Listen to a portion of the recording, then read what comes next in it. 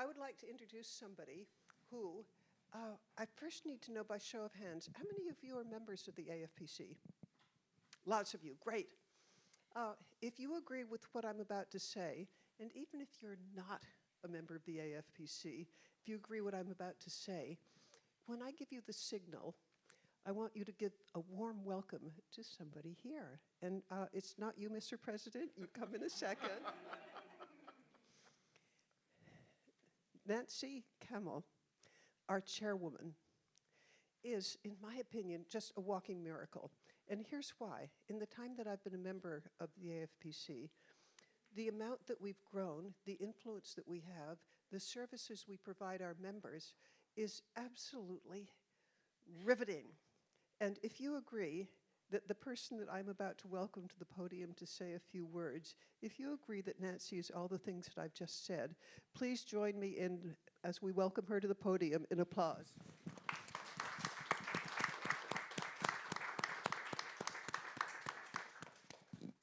Thank you, dear Mitzi. It is impossible to follow you. And I always have that responsibility because you are always one of our major leaders and wonderful voices. So I thank you for all that you do and for all that you have allowed us to do. Welcome to you all. I must begin by expressing our most sincere appreciation to Mitzi Perdue, Executive Board member of the AFPC, as it is due to her generosity in arranging this event. We are hosted here this evening. Also, our thanks are expressed to UBS for their engagement and support in the presentation of today's significant program. We thank you both, all. It's my sincere pleasure to welcome President Francis, who served as permanent representative of Trinidad and Tobago to the United States in New York, to the United Nations in New York, before being elected on September 5th, 2023, as the president of the 78th session of the United Nations General Assembly. We welcome you most warmly. In his address opening this year's session, President Francis underscored the importance of peace and the, quote, ultimate goal of our collective efforts, the bedrock upon which everything we do will rest. I further quote him, it is therefore crucial that we demonstrate both our political will and our ability to make this world a more peaceful and secure one, end quote. We, the international foreign press, hold the principles of the founding of the United Nations and the concept that no single nation should hold captive the will of the overwhelming majority. We applaud President Francis's efforts and to hold power to account. We thank you very much. President Francis, as we share the planet's resource and space, we recognize that the dangers in one region seeps into all nations. We recognize your unrelenting efforts and support towards resolving the current multiple crises, be they environmental, social, military, that are endangering us all today. We thank you and we welcome you. I also want to express our appreciation to the Rockefeller Foundation, a stellar supporter of the community of foreign correspondents. They encourage and enable us to keep the foreign correspondents in the United States informed and connected with experts on one of the most pressing issues facing our society today, climate change and its environmental impact. Marina, we thank you. And with that, I'm going to actually introduce Marina Pavlik, the director of the Rockefeller Foundation, who is here with us today. I'd like to kindly ask you to come to the stage and share your message on behalf of the Rockefeller Foundation, which is a leading member in our society in investing in our future, our climate, environment, and sustainability. Marina, the stage is yours, and the microphone. Thank you. So I'll just move this guy, because I feel like it's in the way. Hi, I'm Marina Pravdic. Thank you so much for having me on behalf of the Rockefeller Foundation. Thank you all for being here. Thank you to our esteemed speakers today. I just wanted to say we at the Rockefeller Foundation just a couple of months ago announced that we're going to be investing $1 billion in finding climate solutions for communities that are most vulnerable to climate change, especially in the global south. And we're going to be doing this in 4 priority areas: food, health, energy, and trying to find innovative financial mechanisms that can direct funds to increase resilience for these communities that are most affected by climate change. As we all know, this year is a very consequential year for many of us on this planet, with so many very, very important elections happening. We just saw South Africa, Mexico, India, just most recently, go through some very important election and democratic changes. So we know that climate change is on top of the agenda. And journalism is such an important part of this conversation because it is all of you here who promote good quality journalism on climate change and reporting on climate change. So we're just very excited to be able to support the Association of Foreign Press Correspondents in the US so that they can bring these training programs and these events to you all as a resource. So thank you. Thank you very, very much. And on behalf of the AFPC, we're so grateful to what the Rockefeller Foundation is doing. Now, when I first came to the podium like 2 minutes ago, I held up something that's about 6.5 inches, weighs probably 5 ounces, and there's a fair chance that quite a few of you know about it. Anybody name what it is? Angostura bitters.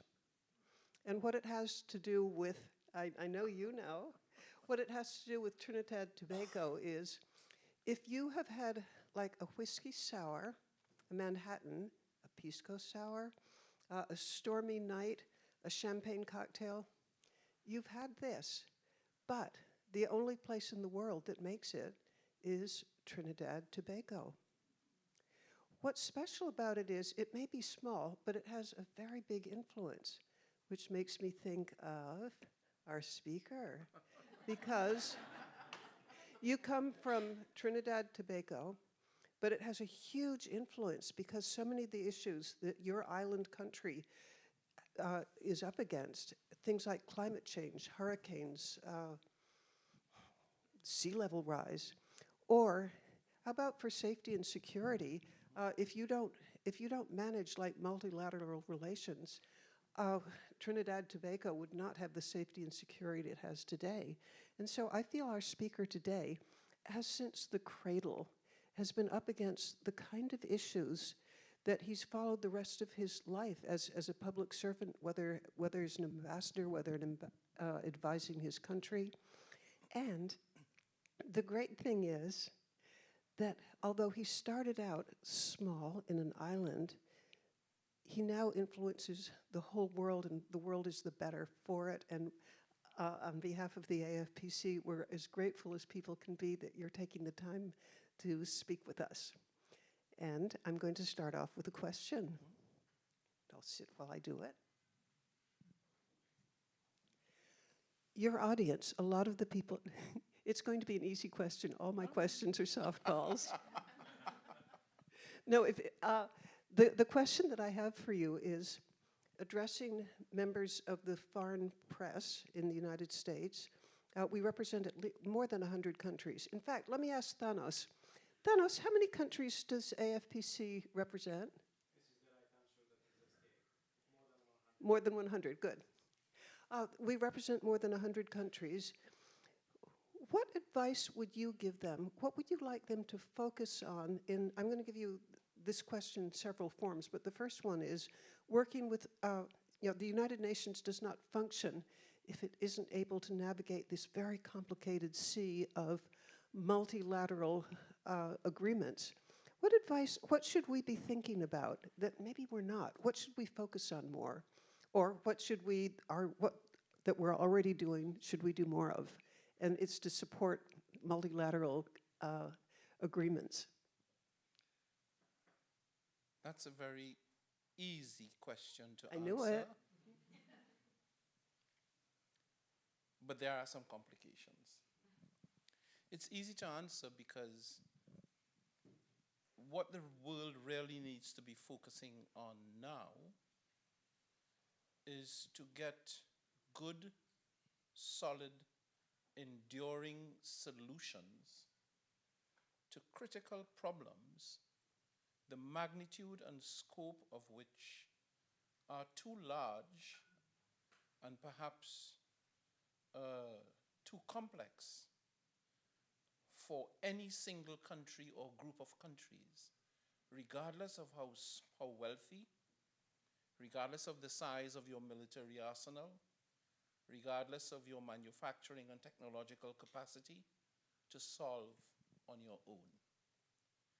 Climate change cannot be solved unless there is cooperation, meaningful cooperation, among the 193 countries that comprise the UN. Nor can we solve the vexing issues of war and peace. And you'd notice I said war first, because we are at war. There are 55 conflicts raging around the world now.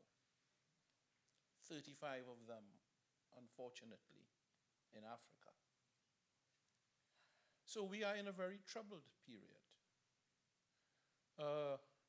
Multilateralism and multilateral diplomacy has done an enormous lot for the world over the last 80 years. It was invented out of the ashes of World War II, when mankind was determined that future generations should not suffer the scourge, the pain and suffering of war. But today is D-Day, and it's being celebrated in Normandy, as you know. But many of the people who actually fought in those wars have made the transition.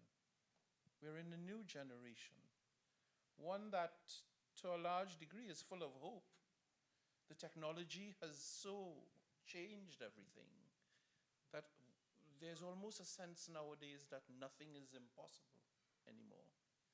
And yet, we have not yet been able to internalize and really come to terms with how to establish, nurture, maintain, and keep the peace.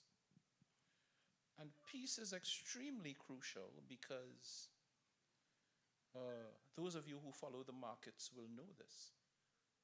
Markets do not like war. They tumble quickly. Everything else that we do, if you think about it, we're talking about achieving sustainable development, global development, spreading development to places on the planet where it has been in chronic deficit for decades. But at the end of the day, what does it matter if you take development to those places and yet you've not been able to solve the question of peace?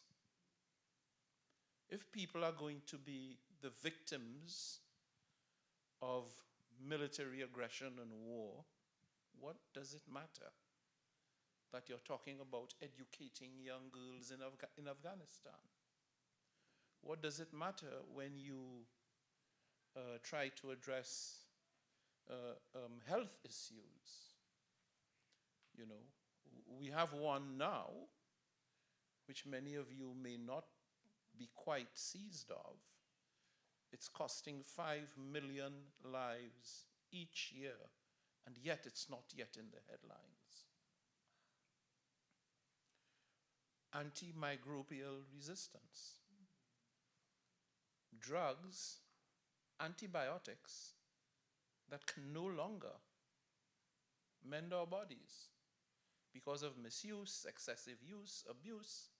Our bodies have built up immunities to these drugs. These are things that will affect human life for the next 20, 30, 40 years. So peace really is at the center. And we need to get that right. We need to work harder at achieving it, sustaining it, nurturing it, to give each of us the opportunity to live lives of dignity. At the end of the day, I like to tell people, most people think that the UN was set up to deal with war and peace, and that is not untrue. But that was only 1/3 of the objective of the UN. There are two other pillars, key pillars of the UN, and those are to promote and defend human rights. Your dear First Lady, Eleanor Roosevelt, was the architect of that famous document, the Universal Declaration, which we celebrated its 75th anniversary last year. And unhappily, we are witnessing in the world today a certain pushback on human rights. It's not good for the society. And the other pillar is to promote development, because development, or lack thereof, is often a source of conflict itself. And so we are now in this place where all of these wars are raging. There's pushback on human rights. The rights of women in many parts of the world are being ignored, trampled upon, abused. So we are in a very difficult era. The question is, what do we do? We have two choices. We can either wring our palms in frustration and throw in the towel, or we can regroup, rethink, reorganize, and do what brave people do: fight. Fight for what we believe in. And that is what we are seeking to do in the UN. Because, and the UN, I should say, many people have raised questions, legitimate questions, about the value of the UN. Can it deliver? Can it do what it is supposed to do? You know, it's an expensive organization, so why do we have it if it's not solving problems? Why has the war in Gaza been allowed to go on for so long, etc.? To which I say this, and I don't take credit for it. Madeleine Albright was the one who said it. If the UN didn't exist, we would need to create it fast, because the UN is the forum. It's set up to be the forum for problem solving. That if you come to the table in good faith and you engage in dialogue with your counterparts, you can solve many of the problems that confront you. And the UN has done that to a significant degree. We've done it. We've solved issues around health, things like polio and stuff like that, measles. The World Health Organization does a phenomenal job, notwithstanding the criticisms that may have been leveled against it in the era of COVID. But it has done a phenomenal job and continues to do that job.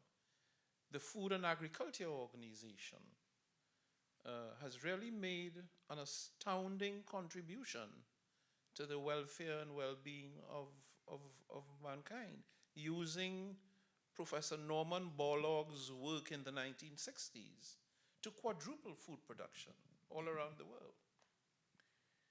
When I was at university, I learned, and I remember this shocking me, one American farmer feeds 15 people around the world.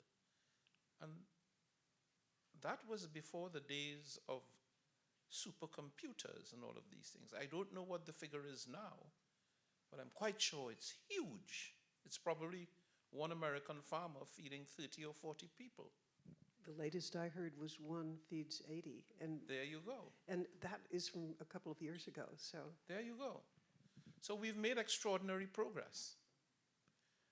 And we are in a period now where things are not going so well. We are in a period now where we are looking introspectively and trying to address our own shortcomings, but also relying on our fundamental values and principles that were the founding principles of this organization. That has to do with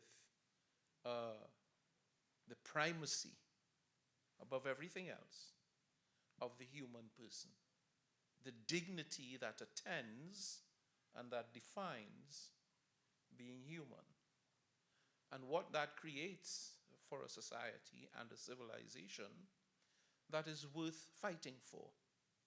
So, for example, this year in September, we will host the Summit of the Future.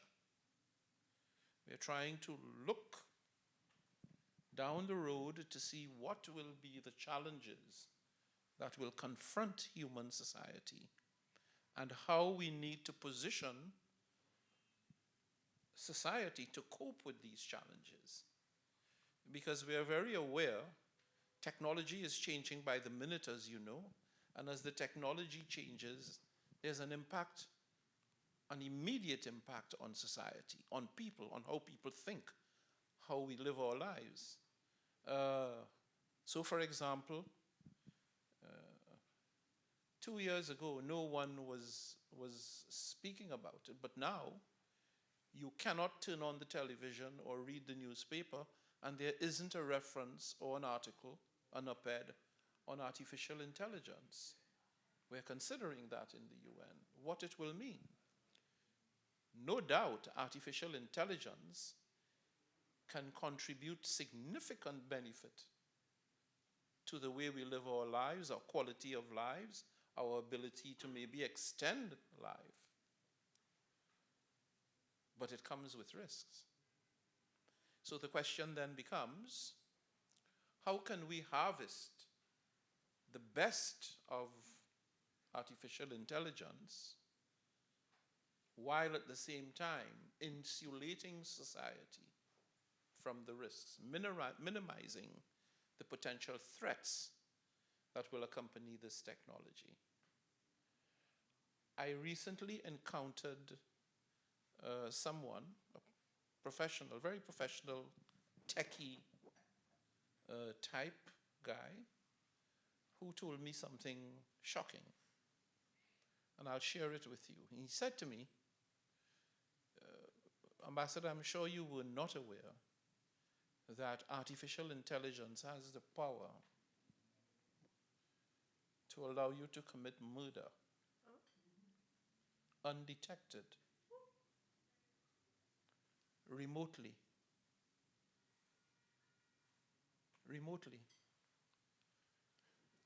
Because the pacemaker can be deprogrammed.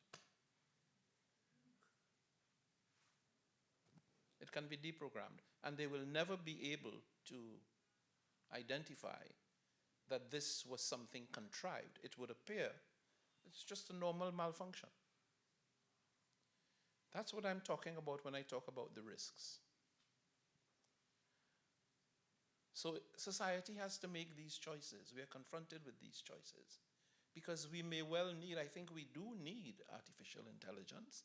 The question is, not all of us, given the diversity of what being human entails, not all of us will be minded to use it progressively and not maliciously. Yes, that's the world that we're in. I would love to know what the United Nations can do to, or what the United Nations is doing to deal with this problem. I mean, is it committees structurally? How do you go about it? Well, the Secretary General has established two committees to look at this. One is what I regard as a crackshot global science committee, the best scientists in the world. And the other one is a broader committee comprised of scientists, ethicists, psychologists, sociologists, anthropologists, to look at what are the likely impacts of artificial intelligence on society. How can we modulate those risks? Do we need standards? What is it that we need? The report of that committee is due, I think, in a matter of weeks. Because the Secretary General understands that unleashing this thing on society would not be in society's best interest. The other thing is that, and this is extremely important for a number of reasons, that using AI, questions arise about the control of people's private data. Who has it? Who has access to it? What can it be used for that you won't be aware about? So this is part of a process, the Summit of the Americas, Summit of the Futures process, looking forward that we are looking at. But after all of this, we still have to come back to the central issue of providing safe, secure neighborhoods, spaces, societies for people to grow up in, live out their dreams, for kids to self-actualize, to be their best selves, and to live lives of dignity. And that has proven of late to be increasingly elusive. It is as if when you see the images of what human beings are capable of doing to other human beings, you really take pause and wonder if in some way we are really losing our sense of what it means to be human. So peace and security is and must be the central focus of what we do. It's not the only one, it's not the only important one, but it provides the context and the backdrop for everything we do. And so the UN is very, very heavily invested in peace and security. So much so that maybe in a week or so, I'm looking currently at the practicality of traveling to South Sudan, where there's a famine on its way. Hundreds of thousands of desperate, internally displaced people, because of war in factions, find themselves in refugee camps, unable to meet their basic needs. Young children, mothers, babies with no food. But because of the fact that you have so many other things going on in the world, the media attention on Sudan has been sorely lacking. And one of the things I'm hoping to do is to use my presence to incentivize more attention on Sudan, because I think people need to know and to understand what is going on in the world, what is going on around them, and to examine ways in which they can be supportive of the people of Sudan. But it's not just in Sudan. It's in Ethiopia, it's in Somalia, it's all over. 55 raging conflicts at the same time. I don't think we've ever had so much. And yet I have to say, thank God, we've managed to avoid a third world war thus far. Albeit, some very unsettling noises get made from time to time about the possibility of a nuclear putsch, which of course will serve none of us well.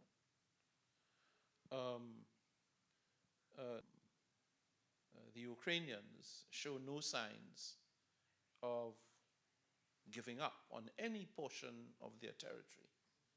So this was taking much longer than anyone had anticipated. From a UN perspective, we want it done and over with, because the thing with it's war has a logic of its own that is terribly illogical. Once you get into it, I was commenting to someone yesterday, it's so much easier to get in than to get out, because how you get out matters. How you get out matters.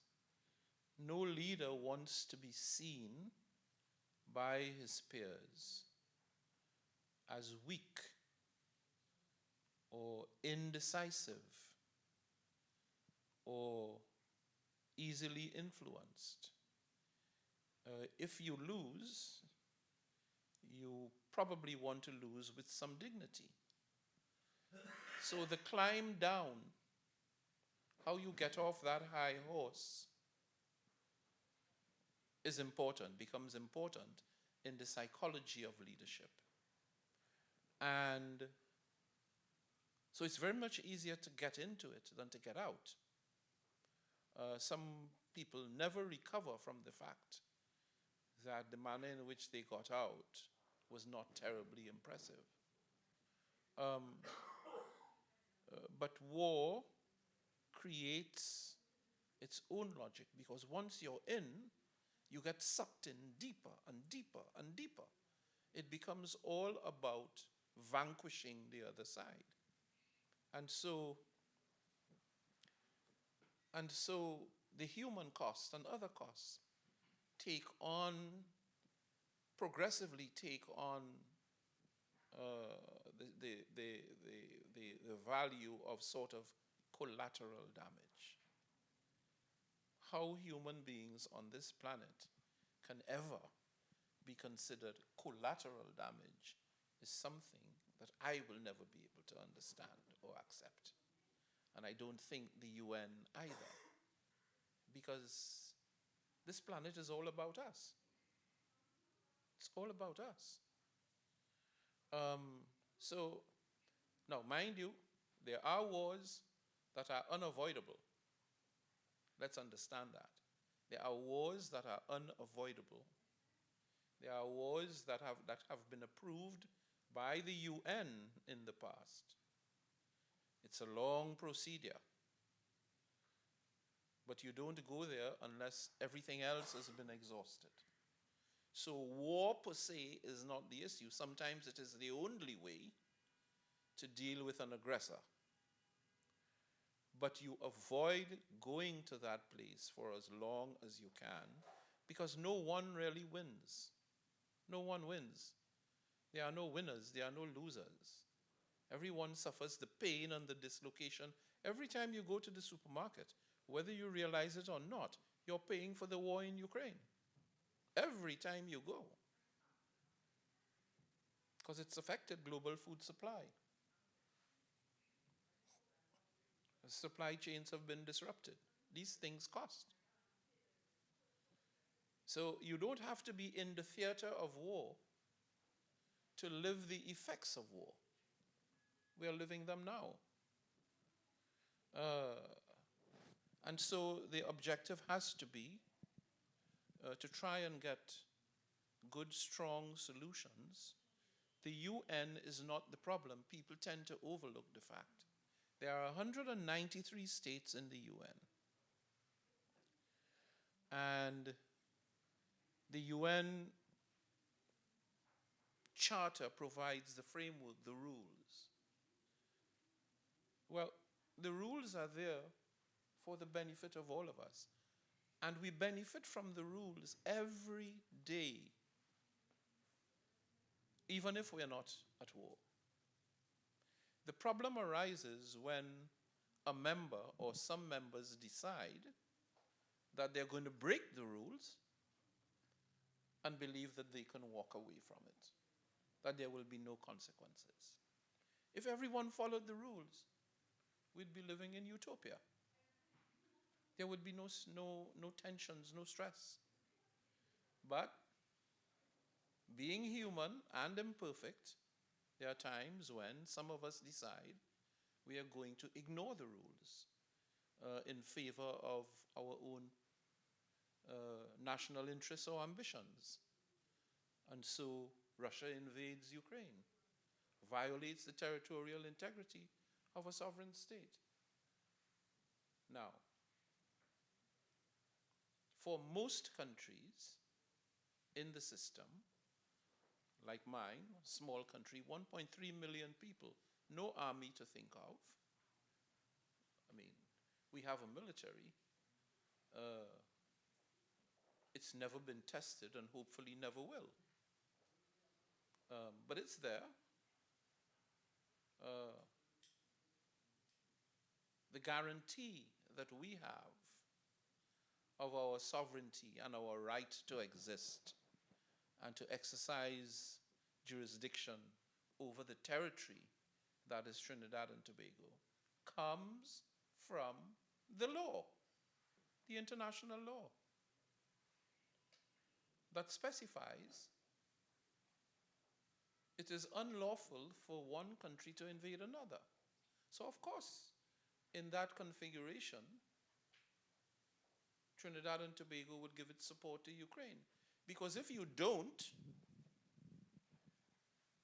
you are in that very moment giving up your own defense.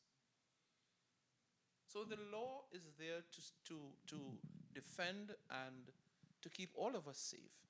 It is when countries decide to violate that law in their own narrow national interests that the problem arises.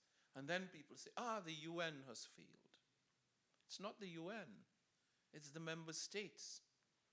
Because the UN never chooses war. Never chooses war. The UN always, the brand of the UN is peace. That's our brand. Let's discuss it.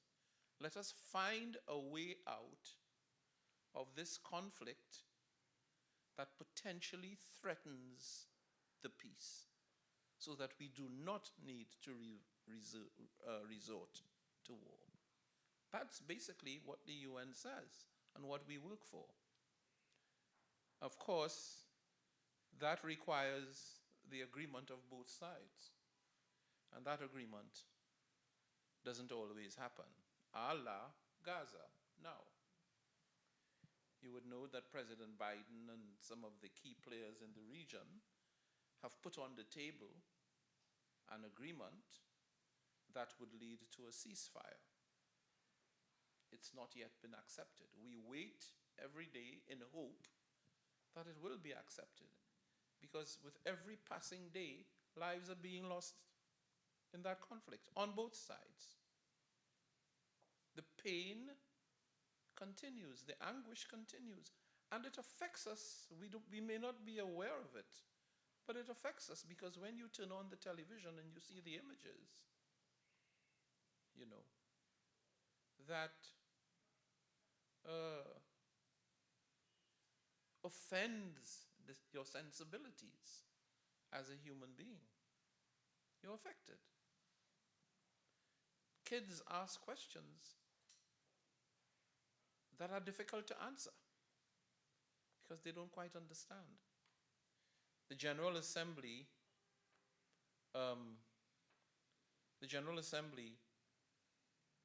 passed the first UN resolution on Gaza with very strong language. Immediate ceasefire. We never asked for any temporary ceasefire. We were about saving lives. We wanted the bloodletting to stop immediately. If you could think back, you'd remember that the Israelis had said, Mr. Netanyahu had said, we have to go into Gaza because we have to get the hostages back. So if Hamas releases the hostages, then they're released. There's no need to go in. So we insisted. Full ceasefire, full access to humanitarian aid and support for the people of Gaza, and the initiation of a political process that would eventually lead to this two-state solution, the only credible solution. Well, that was in October of last year. It took the Security Council 6 weeks later before they were able to agree a very narrowly conceived resolution on Gaza. Not as broad or as deep or as strong as the one agreed by the General Assembly. And then we took a second resolution on Gaza in the General Assembly, so that there's a sense in which, on the question of Gaza and on Ukraine, the theater of action has shifted from the Security Council to the General Assembly.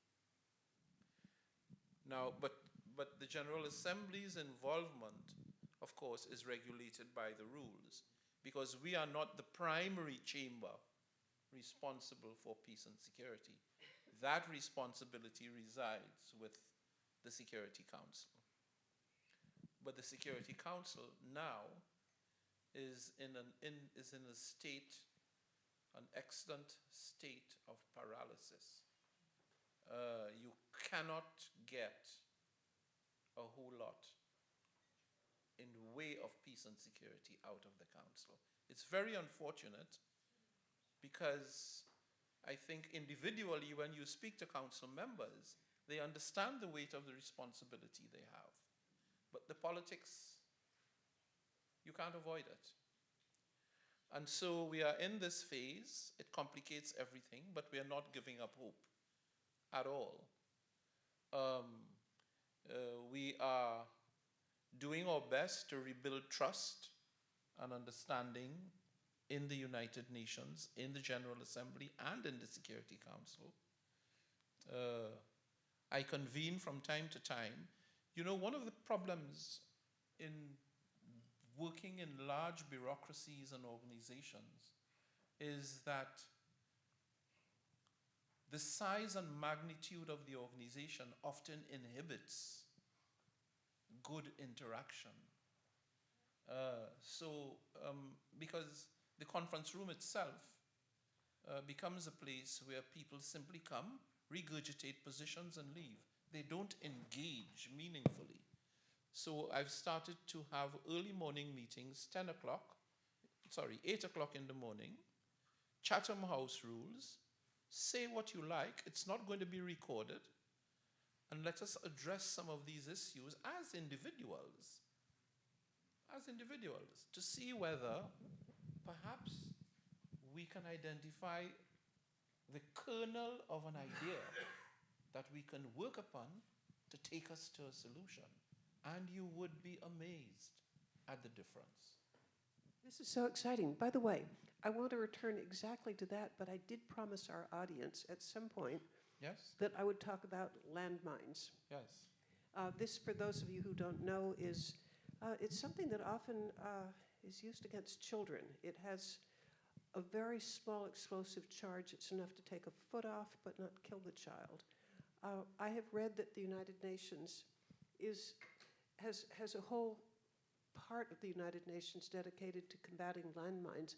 I was wondering, and I kind of want to get back to what we've been previously talking about, and I would never bring this up if I hadn't already started it. Yes. But do you have any hope that there's technological breakthroughs for dealing with landmines?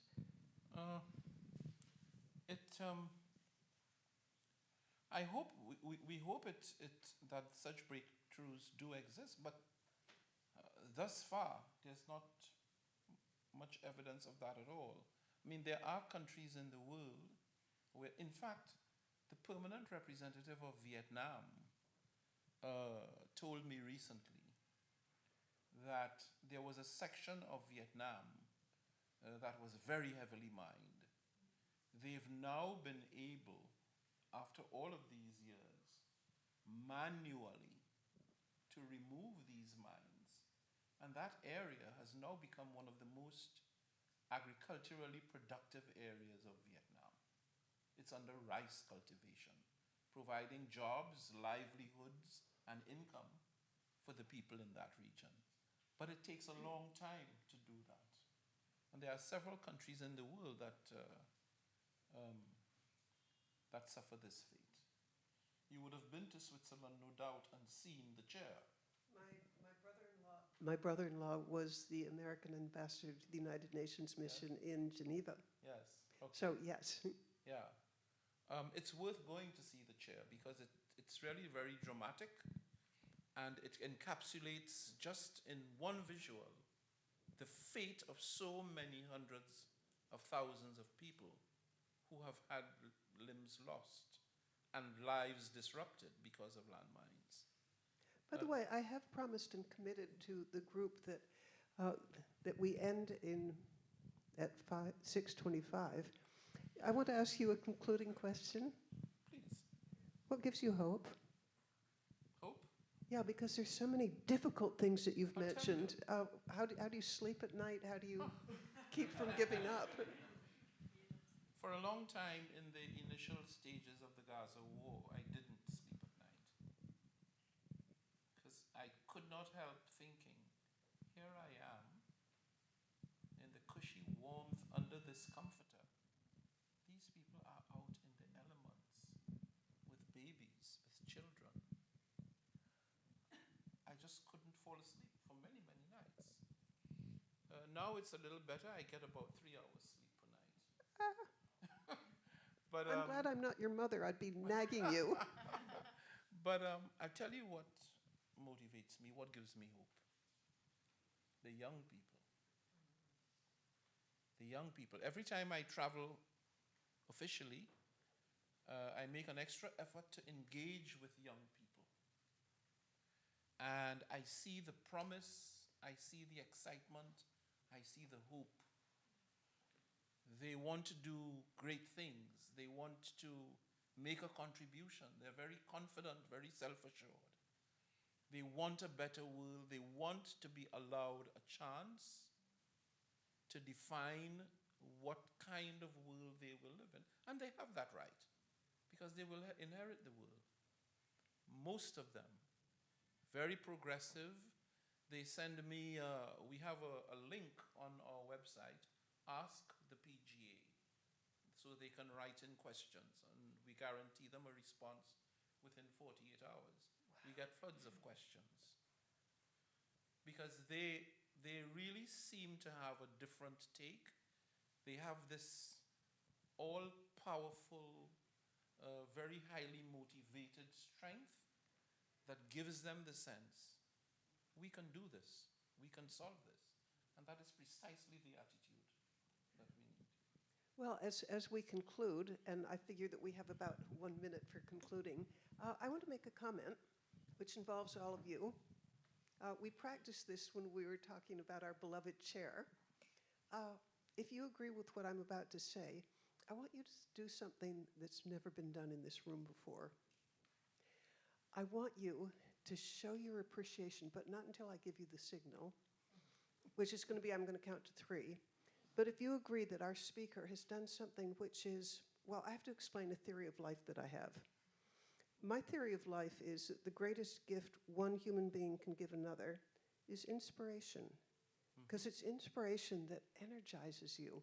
It gives you hope. It gives you direction. If you agree that the talk that we've heard today was about as inspirational as it gets. I mean, I was listening to you, sir, and I was getting goosebumps. I was wishing I was recording every word that you said. I was feeling inspired. I was ready to leap over tall buildings in a single bound. You, sir, are an inspiration. And if everybody agrees with me, on the count of 3, make noise, but not until we count to 3.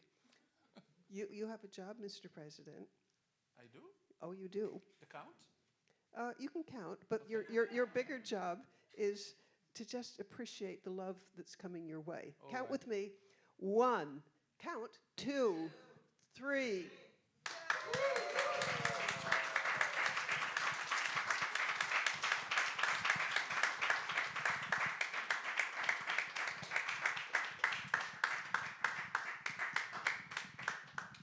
Thank you so very much. This is heartwarming, it's overwhelming. I wish that the General Assembly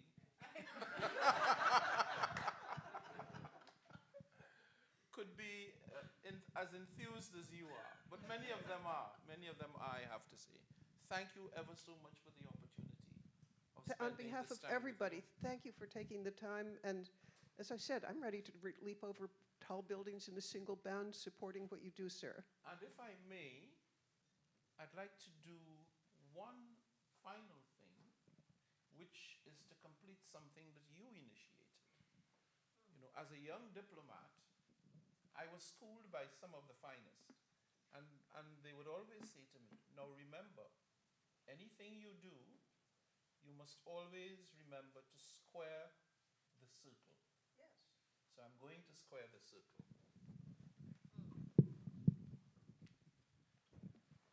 About this.